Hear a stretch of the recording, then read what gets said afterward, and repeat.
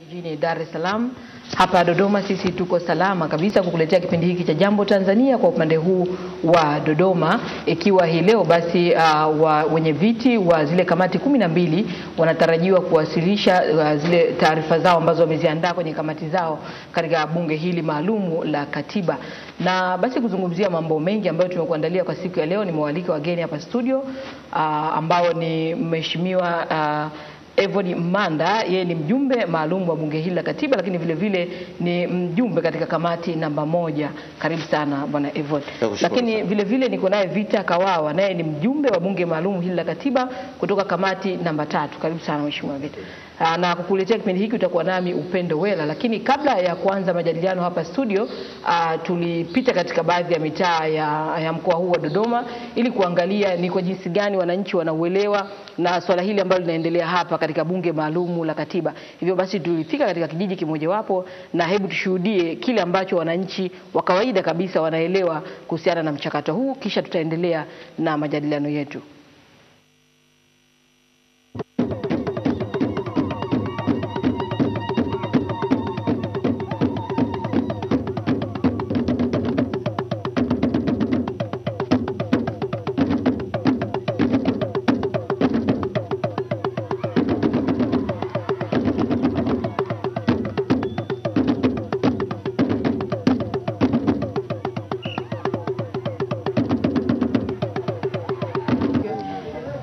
Kufahamu kile kinachoendelea miongoni mwa wananchi, kwamba wanafahamu nini kuhusiana na swala zima linaloendelea katika bunge maalumu la katiba, nimepita katika baadhi ya maeneo hususan katika kijiji hiki cha Ntyuka ili kufahamu maoni ya wananchi, wanaelewa nini hasa katika mchakato huu wa katiba ambao unaendelea bungeni, lakini vile vile mambo mbalimbali ambayo yanajitokeza katika mjadala huu hususan katika kamati ambazo zinaendelea. Na hapa nakutana na baadhi ya wanavijiji ili kufahamu uelewa wao kuhusiana na mchakato mzima unavyoendelea.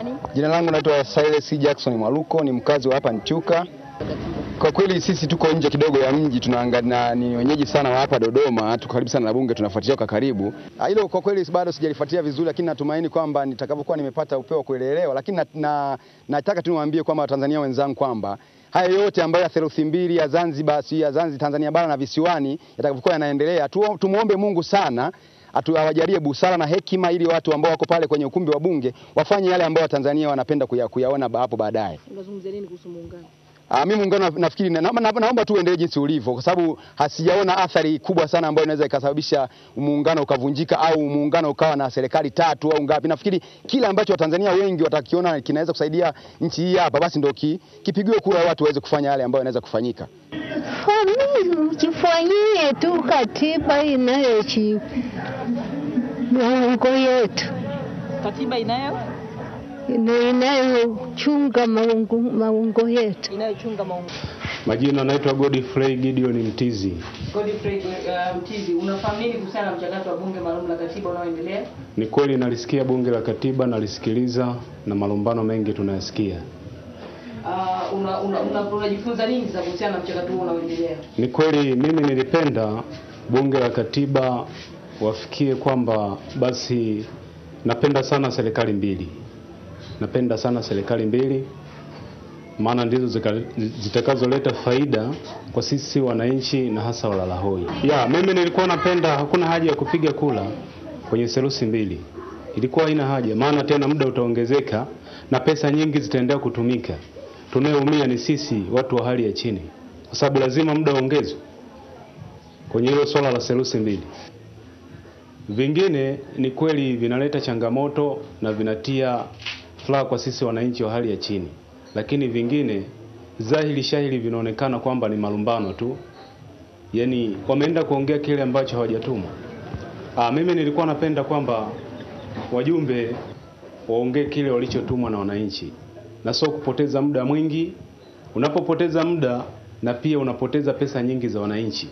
Sasa nasema mambo mengine wanaingiza kwenye bunge mapya. Kwa mfano muungano hakuna ruhusa kujadili. Ni kujadili katiba, rasimu ya katiba ya pili. Ni hayo tu mambo haya mawili. Halafu wanapita kwenye katiba ya zamani, wanacheki yale mazuri wanaingiza kwenye katiba mpya. Je, kuhusu malumbano labda? Malumbano yale ni ya kisiasa. Ni ya kisiasa, ni utafutaji wa madaraka, uroho ule. Uroho wa madaraka. Theluthi mbili unaelewa nini labda theluthi mbili? Mimi naitwa Yona Andrea Mambala, mkazi wa hapa Ntyuka.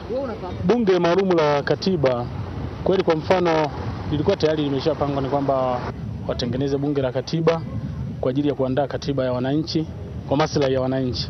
Lakini baada ya kwenda, kila mtu anaonyesha ubabe wake, yani kuonyesha upinzani wa vyama. Ili siku zinasonga tu na haya malipo walikuwa wamepangiwa, niliona kwamba wangetengeneza katiba alafu ndipo walipwe, kwa sababu labda kile kiwango ambacho kilikuwa kimepangwa kingeendelea kubaki pale pale, lakini kiwango ambacho kimepangwa kitaongezeka kwa sababu siku zinazidi kusonga na malumbano yanaendelea ku serikali mbili. Maana sasa hivi hapa tunajichanganya, masuala yote nani hatuelewi kwanza tunakoenda. Ndio maana kwamba bora iwe serikali mbili. Kuhusu muungano huu wa Zanzibar, kuhusu muungano wa Zanzibar, tunataka uwe muungano na nini na hii na katiba yetu ambayo inakuja hii ya serikali mbili, yote ifanye muungano. Sawa bwana? Hiyo serikali ya Zanzibar na hii hapa serikali ya kwetu kama Tanzania. Jina lako?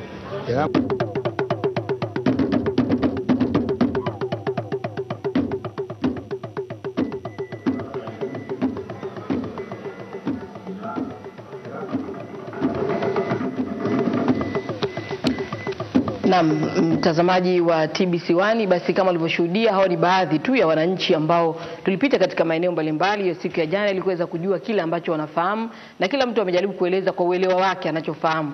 Kwa hivyo ndio maana nikaona umuhimu wa kualika hapa waheshimiwa walikuja kuzungumzia, hususan bwana Evod Mbanda ambaye yeye naye ni mtaalamu wa sheria, atatueleza yale ya kisheria ni kwa maana gani anamaanisha, ili wananchi waweze kuelewa. Tuanze na kwako Mheshimiwa Kawa, umesikia wananchi wanavyozungumza, labda una maoni gani kuhusiana na mitazamo ya wananchi?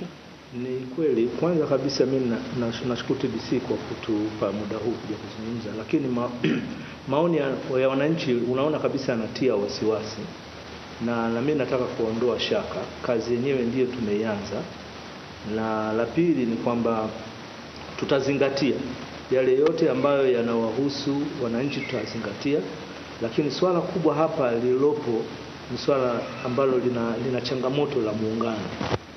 Tumekutana na mengi ambayo yame katika mchakato wetu huu yanahusiana na swala la muungano, ambalo ukitizama sasa leo hii mimi inanipa shida sana kwamba wananchi kumbe wengi walizungumza hapa, wanazungumza kuhusu swala la serikali mbili, na mimi inanipa shida kwamba katika mchakato huu wa katiba, sheria ilikuwa inatuelekeza mambo manne: moja, kwenda kwa wananchi; pili, kwenda kwenye mabaraza ya wilaya na mabaraza ya taasisi; alafu inatoka rasimu ya pili.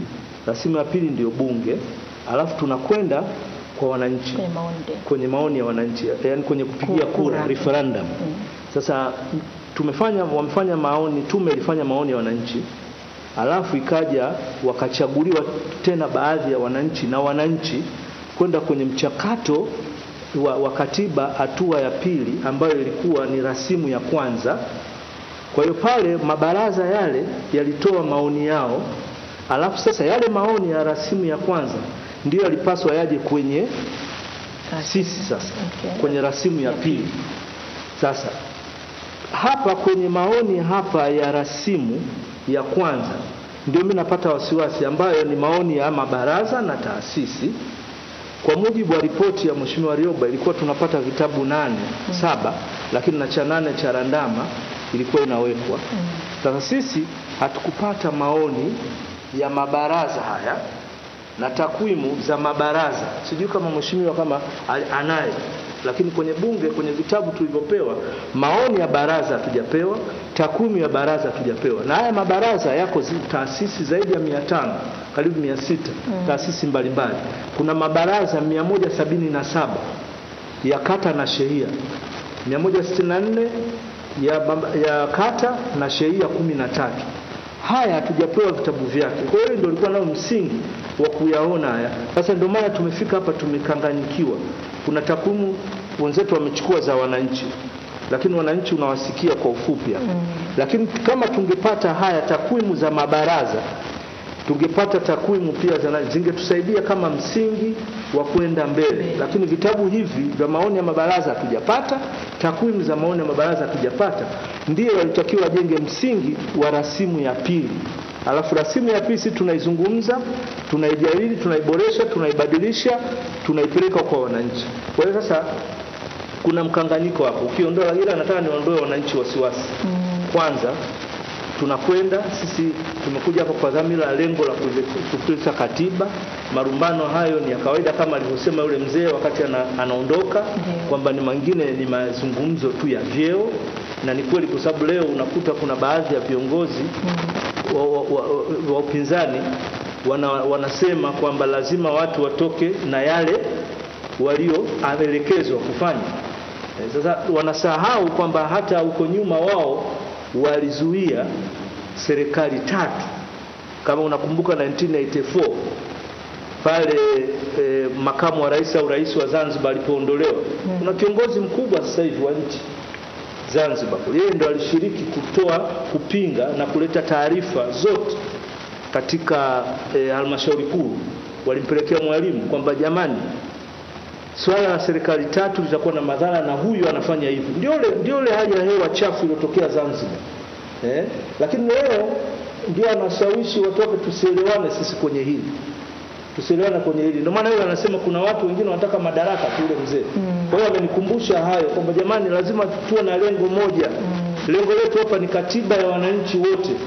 Ili twende pamoja lazima tuliviane, tutizame tunakwenda aje, lakini sio kwamba unachokitaka wewe kiwe hicho, kurumbana kwa maslahi ya chama chako au kwa maslahi binafsi wewe mwenyewe.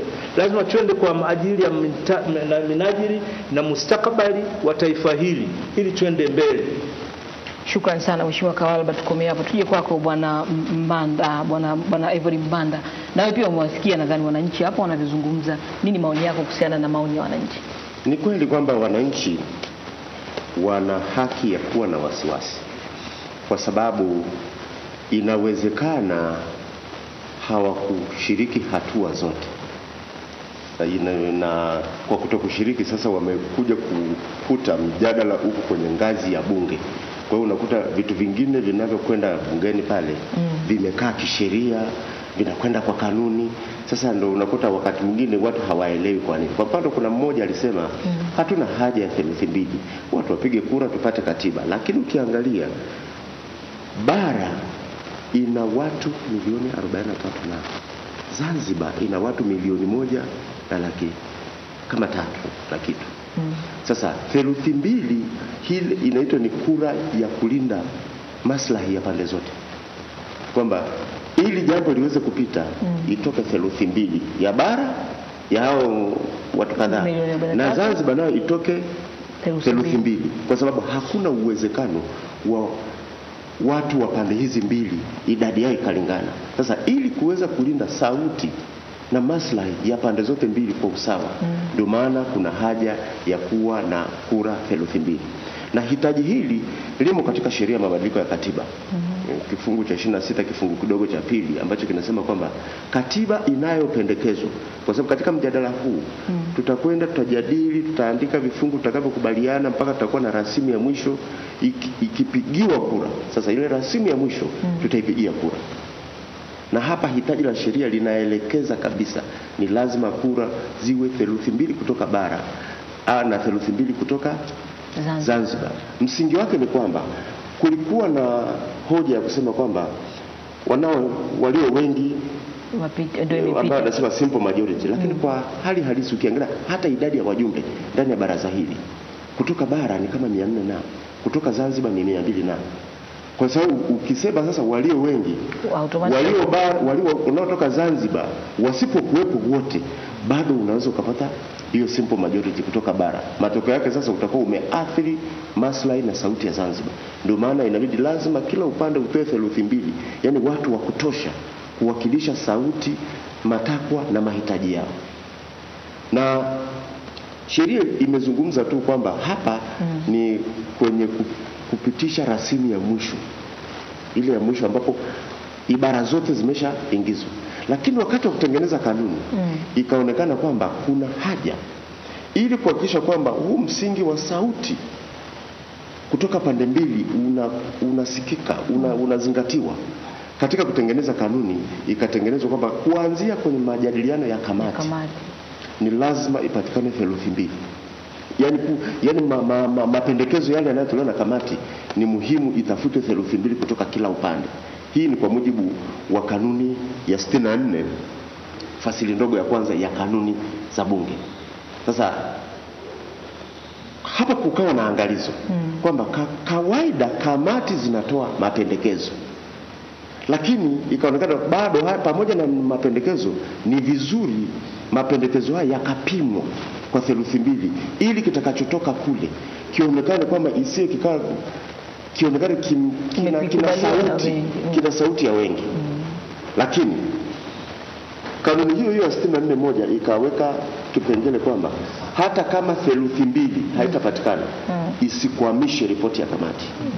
Ni lazima kilichozungumzwa kije kwenye bunge maalum kujadiliwa. Lakini pamoja na kutokupatikana theluthi mbili katika kupiga kura, kuna watakaoonekana bado ni wengi.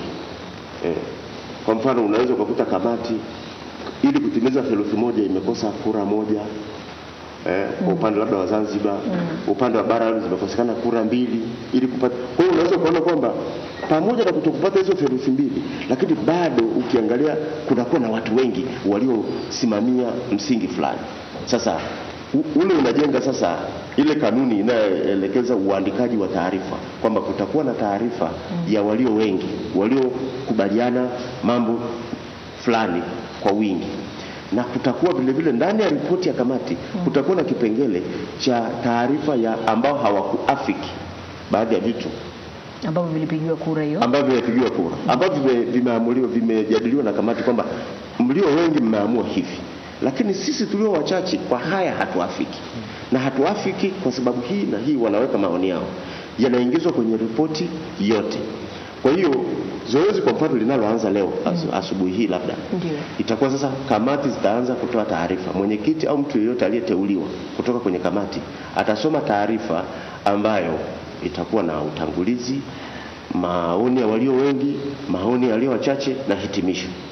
Baada ya kumaliza, na hili linatakiwa lifanyike ndani ya saa moja, akishamaliza mwenyekiti wa bunge maalum atamuita mjumbe yeyote kutoka kwenye ile kamati aliyeteuliwa kwa ajili ya kuwakilisha kutoka kundi la wale ambao ni wachache hawakuafiki, aweze kutoa ufafanuzi ni kwa nini, kwa sababu watasema sisi hatukuafiki. Sasa kazi yake ni kufafanua ni kwa nini hawakuafikiana na lile ambalo limeamuliwa na kamati. Na ufafanuzi huu ni dakika 30. Na ni ufafanuzi, sio kwenda kusoma tena ripoti. Ni ufafanuzi kwamba kwa mfano sisi tumesema labda kwenye tunu za taifa labda tumesema zikae hivyo na sababu yetu ni hii, au ziandikwe hivi au zikae hivi, sababu yetu ni hii, wanafafanua. Sasa naloweza kusema hapa tu kwamba wananchi bado naendelea kama mwenzangu Mheshimiwa Vita hapa kwamba wananchi tunaomba waelewe kwamba huu ni mchakato mzito, ni mchakato nyeti ambao kwanza umekusanisha watu kutoka makundi mbalimbali. Wengine wanaweza kuwa na mitazamo tofauti. Kwa hiyo katika jinsi tunavyokwenda mbele tunazidi kuelewana. Tulipoanza mwanzo nafikiri mtu yeyote atakuwa shuhuda kwamba malumbano yalikuwa yanachukua uzito mkubwa sana. Malumbano wakati mwingine mpaka mnashangaa ni ya nini. Lakini jinsi siku zinavyokwenda tunazidi kuelewana, tunazidi kutambua kwamba la msingi hapa ni hili, sio hili. Na katika kuzoeana, kuelewana, na kujuana mitazamo, misimamo, hata mjadala umeanza kubadilika. Ilitegemewa kwa mfano kwenye kamati mjadala ungekuwa mkali sana kwa sababu kule kuna nafasi ya mtu kurudia kuongea, lakini jinsi siku zilivyokwenda mambo ya msingi tumeanza kuyaona, kuyaelewa. Penye tofauti za msingi zimejitokeza, na punde tu ripoti zitakapotoka wananchi wataanza kuona kwamba kwenye kamati ni mambo gani ambayo yamejadiliwa na yakaamuliwa na wengi na yakaamuliwa na wachache. Na niseme tu kwamba nao wanakaribishwa kutoa maoni, kwa sababu bunge tuna kazi hii ya kujadili rasimu hii ya pili, lakini wananchi nao wanaweza wakatoa maoni, kwa sababu sisi tunawakilisha, na kwa jinsi wanaofuatilia mjadala wanaweza wakaa kwenye nafasi ya kutoa maoni mbalimbali, tukayaendelea kuyajadili katika mchakato huu unaendelea. Labda kuna wengine hawaelewi kama bado wana nafasi hiyo ya kutoa maoni, labda ndio nafasi za kuelimisha kwamba nafasi bado ipo, kumbe wanaweza kaendelea kutoa kile ambacho wanadhani kwamba kinaweza kikawepo kwenye katiba hii ambayo mnaiandika sasa. Ni kweli. Kwa mfano sisi tulio wajumbe kwenye hili bunge kuna mawasiliano, na hata mimi kuna mara nyingi tu mtu anakupigia simu kwamba kuna jambo hili, mbona liko hivi, maana yake nini, unafafanua. Kuna maoni kwenye vyombo vya habari, kuna kazi kama hizi mliofanya jana ya kwenda kuzungumza na watu, tayari tumeshapata hapo kitu kwamba wananchi jambo hili wanalionaje. Kwa hiyo hata katika majadiliano inasaidia maoni, vyombo vya habari kwa jinsi vinavyoripoti maoni mbalimbali ya watu. Na kwenye hili ningependa kuwaomba Watanzania wenzetu tusiweke ushabiki. Ushabiki unafifisha hoja. Tujenge hoja, na hata kama una hoja yako unayofikiri, ukiona hoja nzuri imetoka, isikilize, ipokee.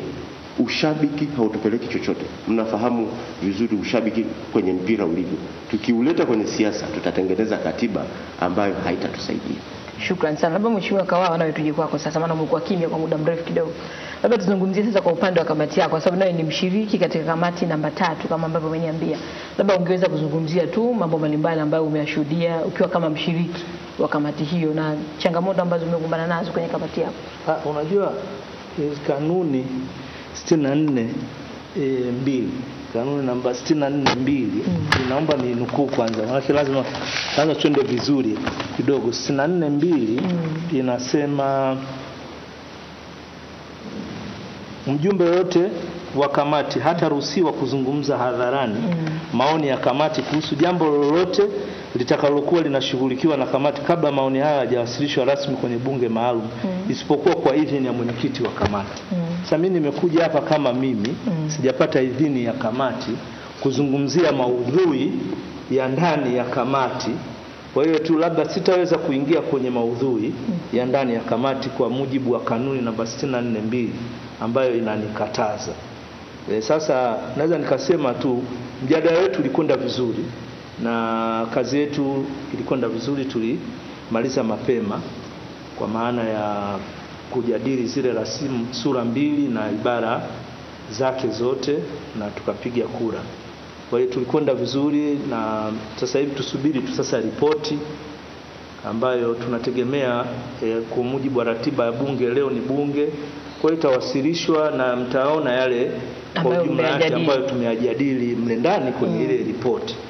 Lakini kwa mengine, kwa in general, ni kwamba yalitokeza mengi, na mengine tulisikia kwenye vyombo vya habari tu kuhusiana na masuala ya muungano, ndio ambayo nilisoma kwenye vyombo vya habari kwenye kamati mbalimbali yanahusiana na swala la muungano, na tuwezi kukwepa ili swala la muungano kwenye hili kwa sababu ndio limetawala kwenye rasimu nzima. Kwa hiyo mimi tu nilikuwa nataka, kwa sababu kulikuwa na mawazo mbalimbali au hoja mbalimbali kwamba muungano ule haukuwa sawa sawa au kuridhiwa, wengine wanalifikia mahala wanasema ni batili, sheria ile ilikuwa ni batili. Sasa mimi nataka niwakumbushe 1964 ile tarehe 22 tarehe 22 kihistoria, tarehe 22 na picha hapa ya tarehe hiyo 22 Aprili, Mwalimu Nyerere alitoka huku na mzee Job Lusinde, akiwepo mzee Oscar Kambona. Mzee Job Lusinde yeye ni nani, bado yuhai, wengine wamefariki, Oscar Kambona, kuna Boke Munanka na wengine hawa hapa ambao walikwenda Zanzibar, lakini kule alikuwepo pia bwana Abdul Kasim Hanga, Abdul Azizi Twala, Ali Munyigogo. Ni hawa. Na hawa mwalimu yuko hapa na hapa yuko mzee Karume. Hii walikuwa wanasaini hati ya muungano tarehe 22 Unguja. Hii na walioshuhudia hapa ni mzee Jobu Lusinde yupo hai, Ali Munyitambwe, Oscar Kambona, mzee Mnanka, Abdul Kasim Hanga, Abdul Azizi Twala na Ali Munyigogo. Lakini pia utaona hapa hii ilikuwa ni tarehe 25 April, siku ya Jumamosi jioni saa 1. Mwalimu Nyerere alikuwa kwa makubaliano ya Rais Karume na yeye. Rais Karume azungumze na Baraza la Mapinduzi, alafu mwalimu atazungumza na bunge la Tanganyika. Kwa hiyo ili kuelezea haya ambayo walikubaliana na akawasilisha ili wajadiliane waridhie. Na siku hotuba nitanukuu kidogo aliyosema mwalimu. Nimewaiteni katika kikao hiki cha haraka ili kuomba mthibitishe mkataba wa muungano kati ya jamhuri yetu na jamhuri ya Zanzibar. Akasema parliamenti hii ndiyo baraza kuu la wananchi wa Tanganyika. Hapana jambo lolote kubwa linalohusu katiba au mikataba au sheria za nchi hii ambalo laweza kupitishwa na mtu au kundi lolote ila baraza hili lile bunge la Tanganyika. Mambo yote ya aina hiyo hayana budi yafikishwe katika baraza hili lile la bunge la Tanganyika. Kwa hiyo yalifikishwa kwenye bunge la Tanganyika. Na kuyakubali au kuyakataa aliwaambia ni juu yenu. Akasema leo naleta mbele yenu mkataba wa muungano kati ya Tanganyika na Unguja. Kazi ya zifanywe hizi ziweze kuwa nchi moja. Alafu aliendelea paragrafu ya 7 mstari wa 8 kwenye Hansard. Maana haya anatoa kwenye Hansard ya 1964. Akasema basi mimi badala yenu, yani Mwalimu Nyerere baada yao, na President Karume baada ya wananchi wa Zanzibar, ndugu zetu wananchi wa Pemba na Unguja, tulikutana Unguja siku ya tarehe 22 mwezi Aprili 1964. Tukatia saini mkataba wa umoja kati ya nchi zetu mbili. Akasema mkataba huu nimewaletea huko mbele yenu. Kwa hiyo baraza hili na Baraza la Mapinduzi la Zanzibar watajadili mkataba huo na watakubaliana au watakataa. Na akasema sio nia yake siku ile kuelezea mambo ya ule mkataba wenyewe, lakini kazi yake ilikuwa kuwaomba wale wajumbe wa bunge la Tanganyika waujadili na waukubali. Na ukitizama kwenye Hansard waliujadili, ni watu mbalimbali walijadili. Baada ya pale makamu wa kwanza rais alizungumza pia waziri wa kazi, alizungumza waziri wa viwanda, alizungumza mbunge anaitwa Mtaki, unaona, waziri wa mipango na maendeleo alizungumza, lakini wengi walichangia. Mwishowe alikuja alizungumza mzee Thabit Kombo, na vile vile mzee Thabit Kombo naye alizungumza. Aliitwa katika lile bunge wakati kule wale wanaendelea siku ya 25 na yeye huku alikuja huku naye akazungumza. Kwa hiyo ni kwamba mchakato huu ulifuata taratibu zote huku Tanganyika za kisheria na Zanzibar. Kwa hiyo ndio ulikuwa ni mjadala ambao ulikuwa umeenda katikati hapo wakati tunazungumza kwenye kanuni kwamba labda hati na ni hati ile batili, mchakato sheria hii ni batili. Sasa hizi ni Hansard nimechukua kidogo ni kwa sababu ya muda nisiweze kusoma zote, lakini zipo Hansard hizi. Na mchakato huu walipomaliza ulipitishwa kwa mujibu wa hatua zote zile za kisheria za mabunge duniani. Na baadaye ilipelekwa ikawa assent na Mwalimu Nyerere mwenyewe. Nilikuwa naona jana kwenye TV kwenye documentary mchakato ulivyokwenda. Aliyekuwa katibu wa bunge mzee wetu mzee Pius Mseko akielezea hatua zilivyokwenda na mpaka na Mwalimu alipeleka akaenda akaasent na tarehe 26 wakaja wakaunganisha ule taratibu ya muungano. Mtakumbuka siku ile. Na baadaye wakaenda kubadilishana hati tarehe 27 April. Zile hati sasa baada ya kuunganisha Karimjee. Kwa hiyo ushahidi upo na mbele ya wajumbe wa Baraza la Mapinduzi na wabunge wa Tanganyika wote wakiwa pamoja upo. Kwa hiyo nilikuwa nataka kusema hayo ndi baadhi ya mambo yaliyojitokeza kwa ujumla wake. Lakini maudhui ya ndani ya taarifa za kamati tutakuja kuyapata kwenye ripoti ya mwenyekiti. Labda Mheshimiwa Mbanda nawe kama unataka kuchangia katika kipengele hicho. Nimeona uko ni kweli kwamba kiliibuka na wengine tukakiona kimeshatoka kwenye vyombo vya habari. Lakini kilichoko mbele ya bunge maalum ni rasimu ya katiba, kujadili kupata katiba mpya. Si mjadala wa uhalali au ubatili wa muungano. Ni jambo ambalo kidogo linashtua kuja kuchukua fursa hii na kuanza kujadili uhalali wa muungano. Manake ukisha jitihada za kujaribu kuonyesha kwamba muungano ni batili, maana yake Jamhuri ya Muungano wa Tanzania imekuwa batili tangu 64. Serikali ya Mapinduzi ya Zanzibar kwa yale inayoyafanya kwa mujibu wa makubaliano ya muungano ni batili. Na ukiangalia hata rasimu ya katiba, tume ukiangalia kwa mujibu wa kifungu cha 17 cha sheria ya mabadiliko ya katiba, kati ya vitu ambavyo ilitakiwa imefanya rejea ni hati ya muungano. Na ukiangalia ripoti zote za tume, ripoti kadhaa za hii tume ya mabadiliko ya katiba zimefanya rejea kwenye hati ya muungano. Sasa mtu sasa hivi kuibua hoja ya uhalali au batili ni kubatilisha hata kazi ya tume, kwa sababu msingi mkubwa wa majadiliano ya ripoti ya tume na hata mwelekeo wa rasimu umejikita kwenye, yani umechukua vitu vingi kutoka kwenye mkataba wa muungano na sheria zake. Sitaki kuingia kwenye maudhui kwa sababu ni vitu ambavyo vimejadiliwa ndani ya kamati, lakini kimsingi sioni kama uhalali au kutokuwa halali kwa hati ya makubaliano ya muungano ni hoja ya msingi sasa hivi. Tutakuwa tunawachanganya tu wananchi. Na hata kama kungekuwa na kasoro ambayo mimi naamini haipo, kwa sababu sijawahi kuiona, ni mjadala tu wa kishabiki unaanza sasa hivi.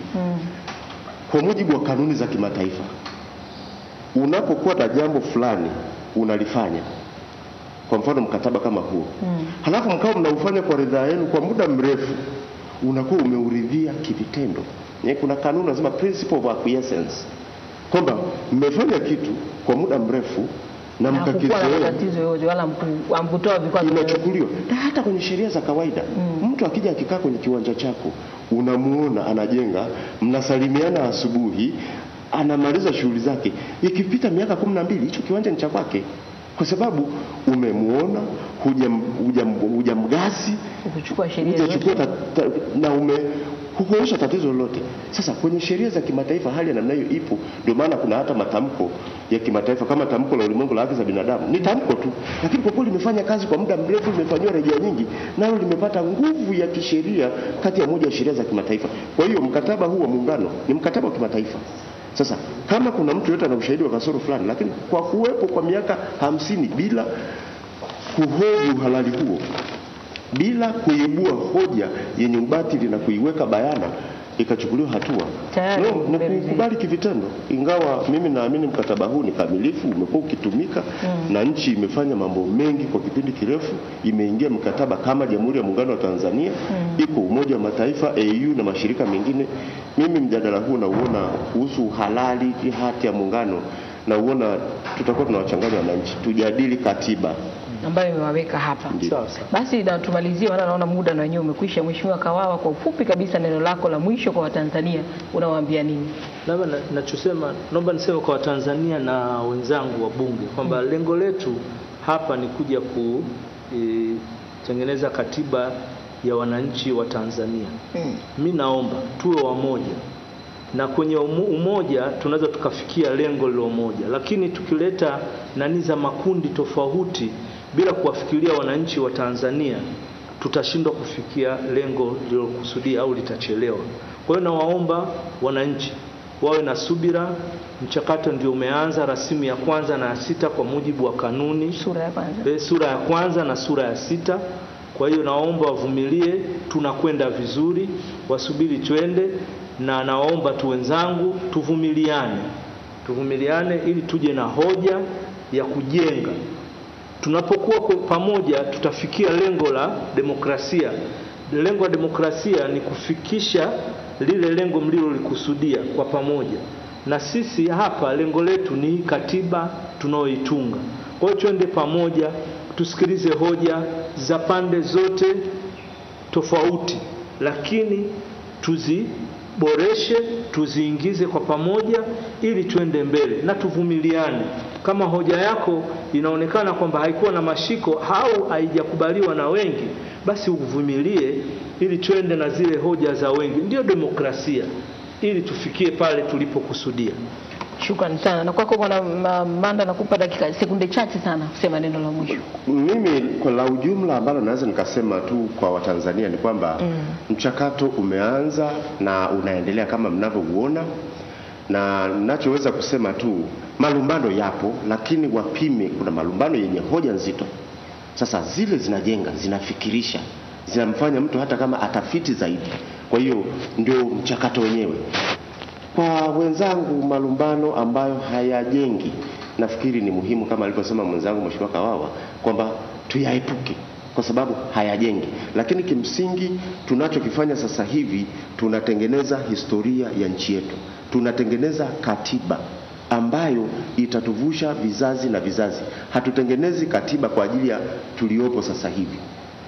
Walioanza, kwa mfano tumezungumzia muungano hapa, ni wa mwaka 64. Ni watu wengi waliotengeneza hawapo. Lakini tunaendelea. Na katiba tunaitengeneza kwa ajili ya Tanzania iliyoko mbele.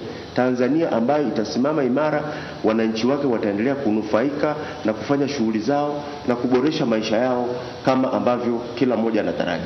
Ninachoomba tu ni subira, kazi inaendelea. Shukrani sana Bwana Manda.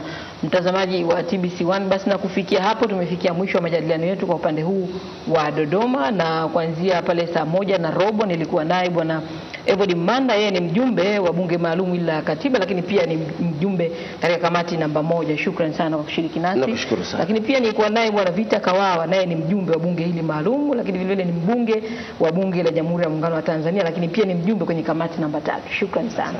Niwakaribishe tena wakati mwingine. Basi na kufikia hapo mimi sina la zaidi. Ulikuwa nami Upendo Wela, nikurejeshe kwake